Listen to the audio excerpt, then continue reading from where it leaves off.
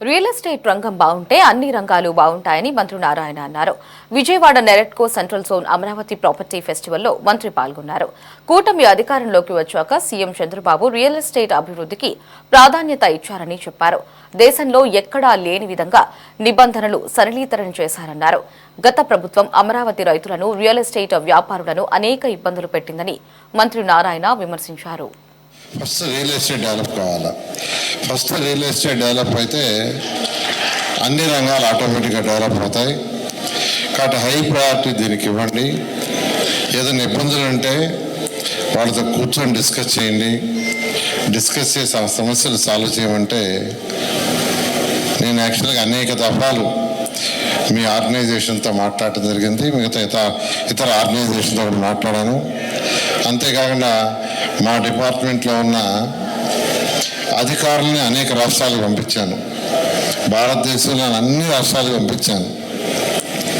అక్కడ ఉన్న rules and regulation ఏంది, ఇక్కడ ఏందని ఫస్ట్ స్టడీ చేయండి.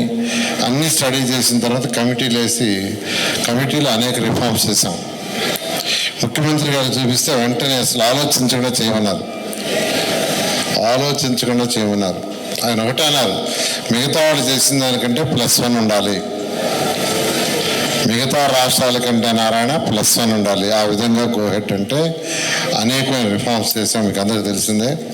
అందులో ముఖ్యంగా 18 అడుగుల ఎత్తు వరకు సెల్ సర్టిఫికెట్ చేసాం. 18 మీటర్ల వరకు బిల్డింగ్స్ కంటే 5 అంతస్తుల వరకు సెల్ సర్టిఫికేట్ తీసుకొచ్చాము. అదేవిధంగా ఎల్టీపీలు, ఇంజనీర్లు, ఆర్కిటెక్చర్లకి వాళ్ళే అనుమతులు ఇచ్చే జీవోని తీసుకొచ్చాం.